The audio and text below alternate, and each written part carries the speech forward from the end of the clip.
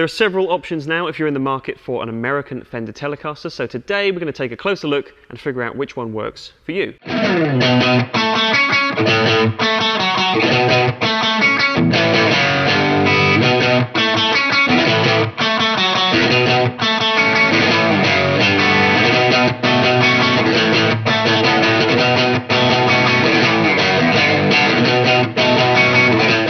Hello ladies and gents, my name is Jack from Peach Guitars, and today we want to offer a little bit of a guide for anyone who's looking to purchase either their first or to add an American Fender Telecaster instrument to their collection.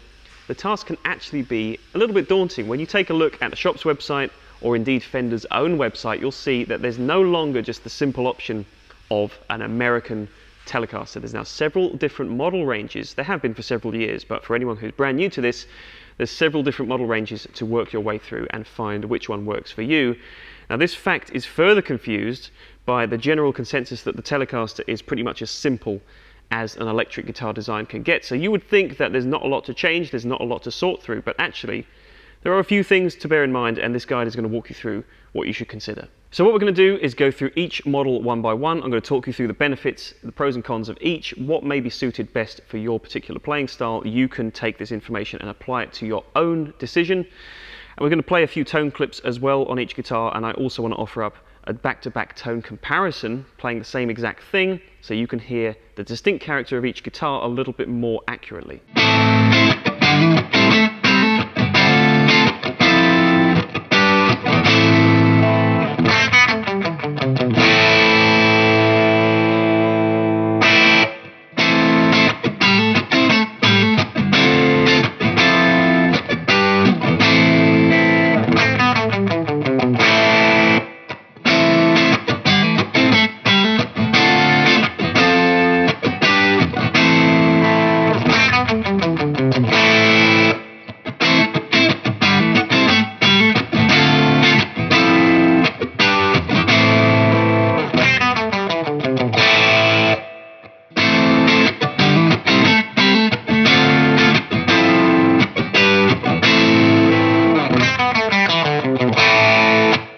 So we're going to start off right here with Fender's most affordable way into their American lineup of instruments as of right now. This is the American Performer Telecaster, and this is the first instance where we see Fender's no longer bound by their heritage and tradition.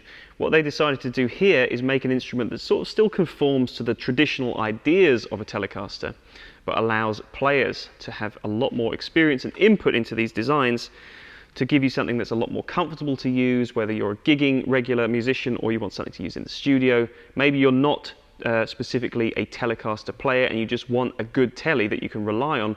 This is probably the best way of getting into the brand and the model design without being bound by that tradition and that heritage. So considering this is the entry point into the American lineup, this is actually a very well stocked guitar. The feature set on here really speaks highly to players who are looking for the most kind of instantly gratifying, I would say, instrument. It's very easy to play, very comfortable indeed, and it has certain features on it that guitar players have come to appreciate over time, and Fender have obviously very wisely decided to implement into what is arguably their most wide-reaching model that's going to appeal to the greatest number of players. So let's get into some of those features. What you've got here is a very comfortable satin finished maple neck, modern C profile on this one with a 9.5-inch fingerboard radius. Radius is one of those things that players probably maybe put a little bit too much focus on and pay a little bit too much attention to, but ultimately if it's bang in the middle like that, 9.5 is a very comfortable sweet spot that most players will find comfortable. It's not super flat like the Ultra guitar that we're going to come on to talk about in the future,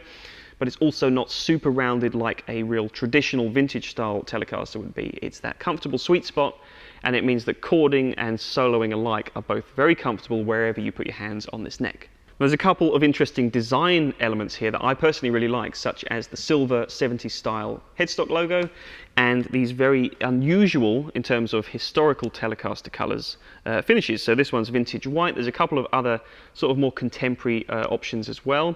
So they're not overly flash or anything like that, but I do like that they're taking a little bit of a left turn here, and they're not just sticking to the tried and true finishes. They're really offering players something a little bit different that makes this model line stand out. Now in terms of the other components going on here, It's kind of a nice little mix of more vintage elements with some more modern features as well. The vintage stuff comes in the form of the more traditional 3-saddle brass saddle bridge pieces here, so that gives you that nice traditional, very bright, very open telly tone, but you've still got enough tweakability in there to make sure that this thing is properly intonated and set up as it needs to be, but it's still got that nice little touch of classic design about it here.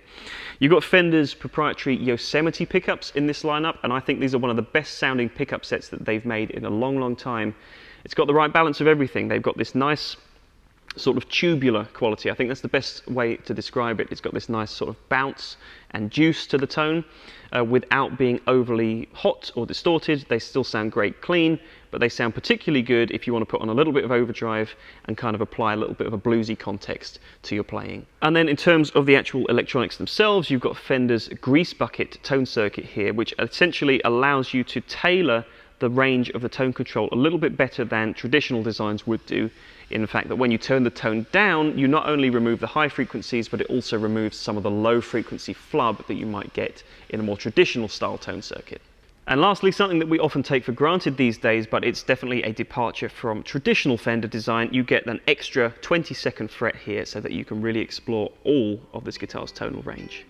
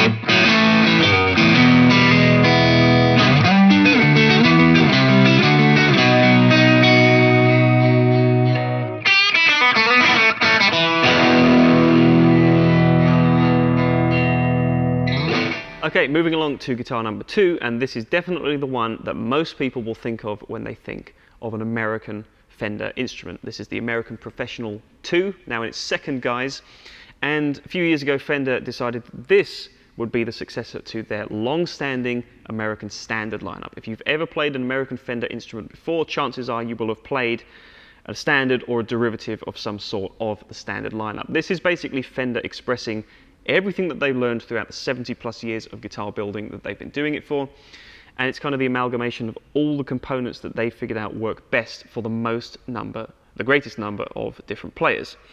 So you see quite a significant jump up here over the entry-level Performer in terms of the specs and the technical kind of expertise that's gone into this design. As I said, a lot of different trial and error over the course of several decades have gone into this exact model, which make it probably the most wide-reaching guitar here. There's a lot of variety as well within the American Pro 2 lineup. You see guitars with humbucking options as well as the more traditional 2 single coil style that we're focusing on here today. A ton of different finish options available, a couple of different bodywood options even. We've got the older wood body here today, but there's also a couple of finish specific models that have a pine body as well. Okay, so starting neck end first, you've got Fender's Deep Sea neck profile, which is extremely comfortable. Once again, it's got the rolled edges, that kind of satin finish, a noticeably darker piece of maple for this neck. They don't go through any roasting process or staining or anything like that, but it's just, I would say, it feels like a higher grade, more premium piece of tone wood for the neck that they use. And it's sculpted very, very comfortably. You've got a slightly flatter radius here. You've got tall, narrow frets, which once again feel very comfortable, but they just add a little bit more of a kind of precision element than the jumbos do on the American Performer.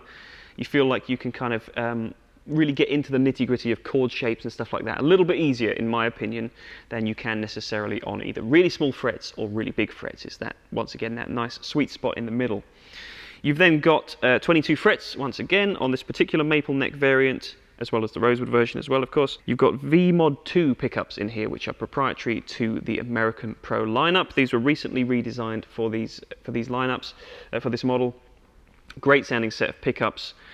Really just kind of covers all bases. It's got a little bit of that sort of traditional telly twang to it, but also a nice dose of fatness, which a lot of players look for out of their tellies. Everyone talks about the great virtues of how bright and clear and cutting Telecasters are, but actually in practice, a lot of players want a slightly more rolled off kind of a tonal profile. And that's where Fender's very nice tone circuit comes in once again. You also get the option on this guitar for the first time of a push-push control on the tone control here, which gives you series and parallel options for the in-between pickup position. So you've got 4 total tones out of this instrument, and that series option in the middle really adds something different to the Telecaster dimension that a lot of players may not have experienced before. It kind of turns this also almost into a pseudo P90 kind of equipped guitar, that kind of tone.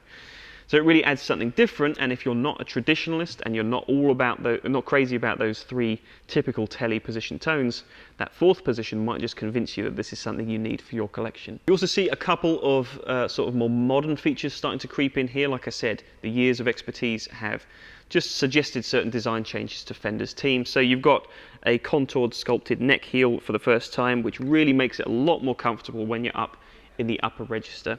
You've also got a very clever design here with the bridge plate, where it's slightly recessed around the edge of the pickup, so it's a little bit easier to get sort of nuanced picking happening. It makes it a little bit more comfortable to rest your hand on. And for the first time as well, you start to see a couple of different stringing options. You can either go for the traditional through body design, or you have the option of going as a top loader bridge as well, which adds a slightly different tonal character, and it's just very nice for players to have both options on board. And when you move on up to the American Professional lineup of guitars, this is the first time you see a Fender molded hardshell case come with the purchase as well.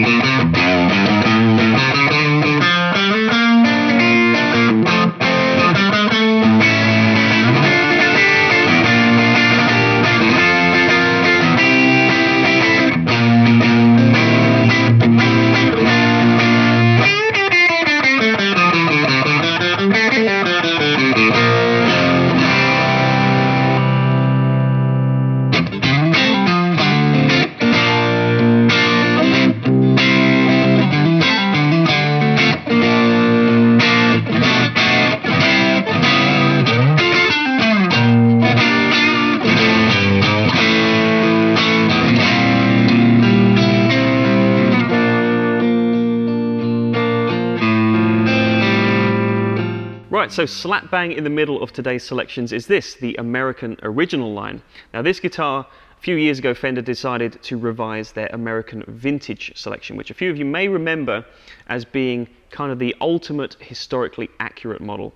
So this is kind of the halfway house between Fender's standard American offerings and the more premium, historically accurate custom shop line of guitars. The American Original now fills that void perfectly for the player who's looking for the most accurate vintage style instrument. So if you've ever seen pictures or videos or referred to your favorite players who've played tellies in the past, chances are this will most closely resemble the instruments that you're used to seeing. So the original lineup essentially references each decade of Fender's history, starting in the 50s and the 60s and going into the 70s as well. This guitar I've got here today is actually a limited edition version of the 60s model in this limited surf green color with the matching headstock. So this one is a little bit more ornate and visually different than what you would see from the standard lineup, but the principle of the original lineup stays the same with this guitar. What they decided to do with the original was to bundle all that stuff together and just make a general decade-specific model. So this 60s American Original guitars comprises all those different elements together and makes for what Fender consider to be the best mix of all those elements while still remaining faithful to the idea of a 60s instrument. So just to delve a little deeper into what specifically makes up this American Original 60s guitar, you've got several components that refer to specs throughout the 60s, like I say. So what they've decided to go for with this is a 60s, mid-60s medium C profile neck. So this kind of harks back to the 64-65 profile here. It's a nice, fairly slim profile without the excessive heft of the 50s and earlier 60s guitars, but it's also not super skinny like the later 60s and 70s guitars became. We've also got a pair of pure vintage 64 single coil pickups which have the nice balance of the traditional Fender Tele spank, but also a little bit more of the mellowness that came in towards the end of the 60s. I think these have a great sort of mid-range punchy character. They sound fantastic clean, really nice and chimey, but also when you put on some overdrive, they stay quite fat. And the tone circuit works really, really well in kind of traditional Telecaster format here. It doesn't have any treble bleed circuitry, it doesn't have any of those kind of modern quirks. It's just a great classic design with all the elements in exactly the right place. Obviously, rosewood fingerboard as standard on the 60s variant of this guitar. The 50s version will have the maple fingerboard. This version, as I said, is a limited edition with the matching surf green headstock, but usually you'd see a couple of 60s specific colors, namely I think Lake Placid blue and three-tone sunburst on this guitar. And the touch that I like the most about this particular 60s version of the American Original is that they decided to adorn it with the custom Tele double binding on the body. So that's a nice little touch that once again was just a specific sort of small portion of 60s Telecaster designs, but they decided to amalgamate that with those other components I talked about to make a guitar that literally didn't exist in the past and yet still feels very familiar to those who know their stuff about Fender's history.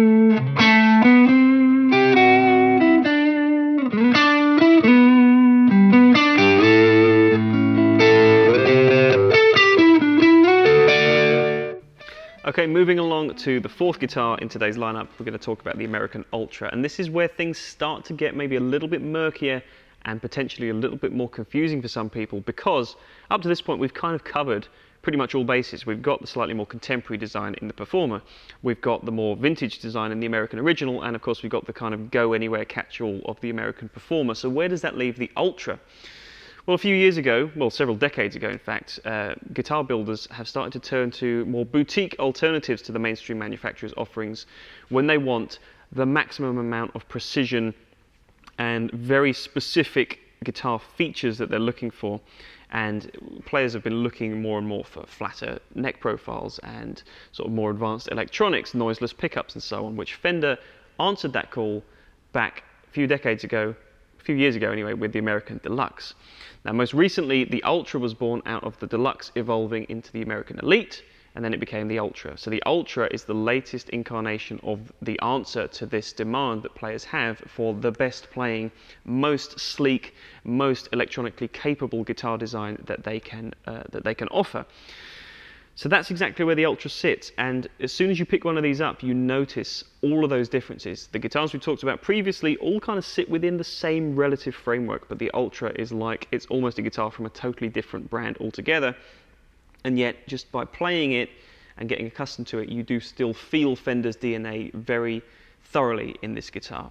So there's certain features on here that are exclusive to the Ultra in Fender's offerings that make it a very different playing experience. So for example, this is the first time we're seeing locking tuners. This is the first time we're seeing Fender's modern D neck profile, which is much, much flatter in the sides. It feels a lot slimmer, feels a lot easier to get your hands around, coupled with a flatter radius, which is a compound radius this time. So that means that you've got a 10-inch radius down here, flattening out to a 14-inch radius up the top. So it makes chording very comfortable, nicely rounded, and much, much flatter profile up the top for soloing. This particular guitar obviously has a very, very nice rosewood fingerboard, but there's also maple neck and maple board variants as well. You also see excessive body contouring on the Ultra, so you can see a nice comfortable belly carve as well as the contoured neck heel here as well.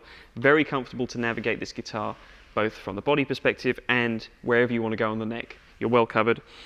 A little bit of a slimmer feeling design as well. The body is actually the same thickness, but because of that contouring, it feels a little bit more sculpted, a little bit more like it's kind of a custom fit, if you will. So in terms of the electronics on this guitar, this is where the Ultra really starts to pull apart from the crowd and offers you something legitimately different to any of the other models that we've talked about so far. So whereas those guitars are well rooted in the more vintage, kind of tubey, warm sounding pickup camp, these pickups offer you something legitimately different that none of those other models do, which is true ultra noiseless capability.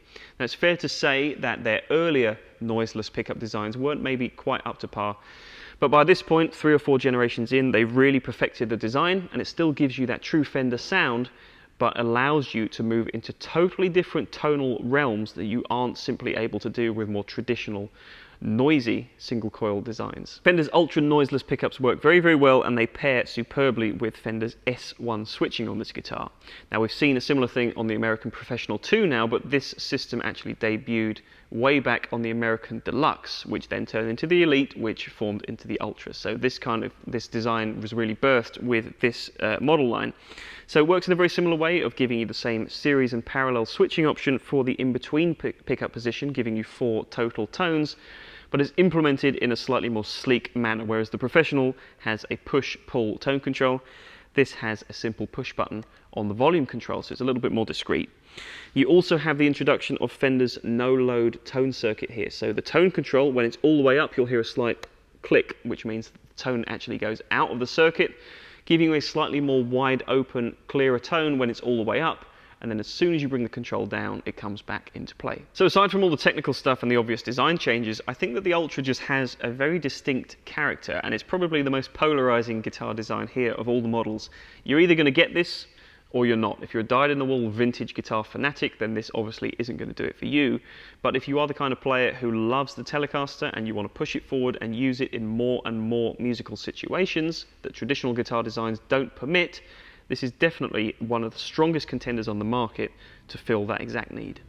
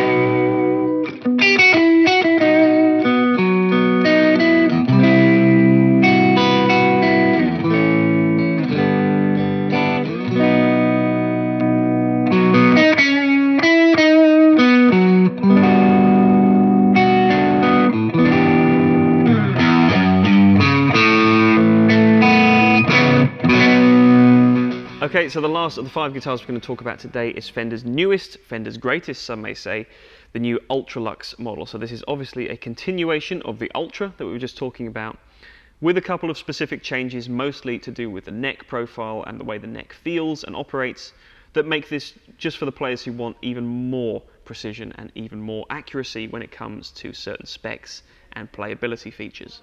So the changes with this Ultra Luxe model really all lie in the neck. We've got a different neck profile here to the standard American Ultra. This time we've got an augmented D profile as opposed to the modern D. What that offers you is a slight bit of extra heft on the overall neck profile, and it also kind of changes as you go up the neck. So as you get to the 12th fret, you start to notice a little bit more meat to the sides of the neck, and as you go beyond that, it flattens out again. So it's a little bit of a cool hybrid, sort of very intuitive feeling neck. As you move all the way along it, it really just feels like it's perfected for whatever style and whatever kind of note choices you need to make wherever you are on the neck. It's very cool. I would say this feels a little bit closer back to the American Pro 2 than it does the standard Ultra. So it's a little bit of a middle ground, still veering into the modern, obviously, D profile, but it's got a little bit more of a touch of that vintage sort of fatness to it, if that's your thing. I personally prefer this to the Ultra neck, but that's just my taste, being someone who tends to like more vintage style necks. The big change though, the big news here, is that Fender have decided to finally wade into the murky waters of stainless steel frets. This is something we haven't seen them do ever before, but it's obviously an idea pinched from certain boutique builders that have been doing this for a while, and it really appeals to players who want maximum longevity out of their necks. So stainless steel frets are much harder wearing than their nickel counterparts. They have a different tone as well. They're definitely a little bit brighter and more zingy sounding. I think they make the guitar sound a little bit more alive. That may be your thing, that may not. But what you can be assured of is that these stainless steel options really provide extra life in the frets. You kind of get them to where you like them, and you never have to think about them again. So that's a really nice piece of kind of assurance for players who just don't want to think about the setup of their guitars once they've got it dialed in. They also feel a little bit more substantive, so you can really grab into them a little bit more than you can with certain standard nickel options. Maybe it's just a psychological thing. Once you know what they are, that your brain operates a little bit differently, but I do feel that there is a significant difference to the feeling of the neck on this guitar, so much so that I do actually prefer the overall playing experience of this guitar, but that's just me. Now, so far we've talked all about the neck of this guitar, but the other significant spec change here is that Fender have returned to the ash body for this model, as opposed to the older wood bodies that they're using on pretty much everything else nowadays, including the standard American Ultra. So the ash body provides a slightly lighter weight, a little bit more of a more neutral tonal platform, I would say. It's not quite as mid-range focused as older wood is. It's just a tonal preference thing. I'm sure most players will have an opinion of some sort on older versus ashwood bodies, but it's nice to see that they have returned to that option here on the Ultra Luxe, if that's what you're looking for.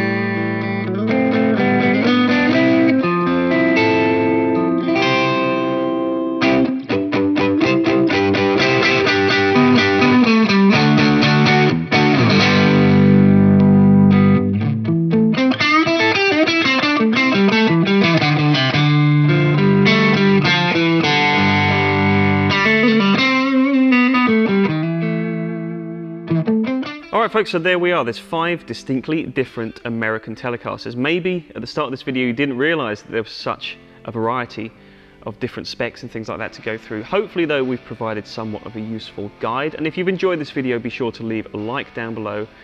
But I'd very much like to know your thoughts. Which would you pick of these 5 guitars that you've seen today? Let me know in the comments below your choice for your American Fender Telecaster. If you'd like any further information about any of these guitars, or indeed to explore the rest of our American Fender selection, you can head to our website peachguitars.com and check out the full Fender inventory that we carry. We'll also link off to the individual guitars featured in this video down below as well if you want to find out more about one of these exact models you've seen today. So thank you very much as always for watching. Be sure to stay tuned to the channel, hit subscribe if you haven't done so already, and ring the bell so you're notified whenever we put out future content. So take good care of yourselves folks, we'll see you next time, bye bye.